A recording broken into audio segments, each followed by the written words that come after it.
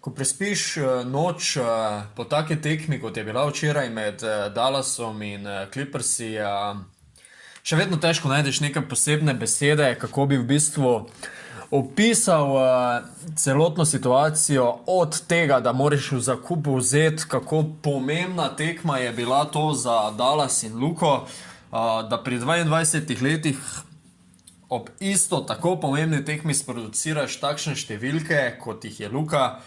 In v bistvu držiš ekipo gor, pa ne samo na zadnje tekme, ampak čez celotno serijo. Glavnem, težko je vse skupaj tole predelati, te informacije, podatke, številke skupaj. Enostavno noro. Kdor je spremljal malo dogajanje po srečanju, je lepo videl, kakšen respekt so dali Luki. Igralci Clippersov na drugi strani po tekmi so prišli do njega, jasno tudi njemu čestitali za predstave.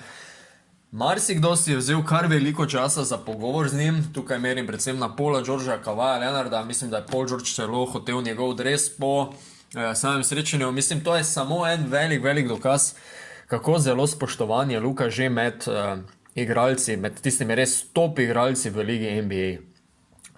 Da se še samo dotaknem zadnjega srečanja. 46 točk, 14 asistenc. Mislim, to je, saj, karkoli bi rekel, bi bilo premalo, definitivno, no. Glede na to, da se je Luka in celotna javnost zavedala, kaj je na Roki, kaj je na...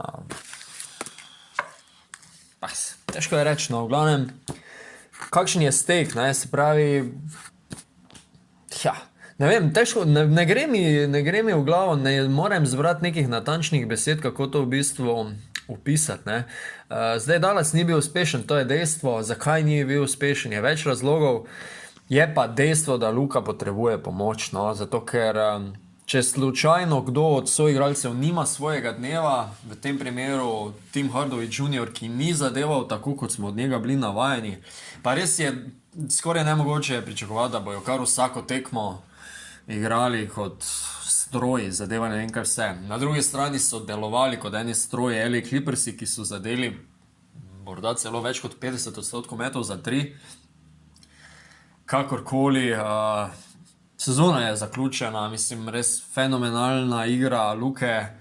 Zdaj vsaka tekma, ki bi slučajno se končala točkovno pod 30 točkami, bi jo že označili za slabšo. Mislim, Luka je dvignil letvico na tak nivo, da je to skoraj nepredstavljivo in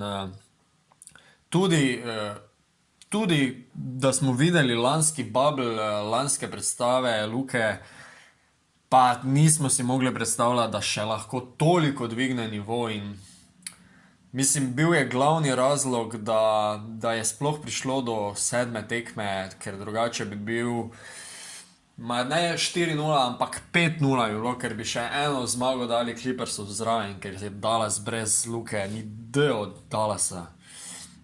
Tako da Slovenija ne bo preveč jokala za včerajšnjim porazom, to je dejstvo. Zdaj je v bistvu jasno, da imamo Luko na kvalifikacijah za olimpijske igre, o tem mogoče kdaj drugič, ampak če to kakorkoli pride do tebe, Luka, svaka ti čast in hvala za to serijo na koncu, ker lahko smo uživali, pa če je bila ura 3 zjutraj, 6 zjutraj ali včeraj ob 10 večer, v glavnem.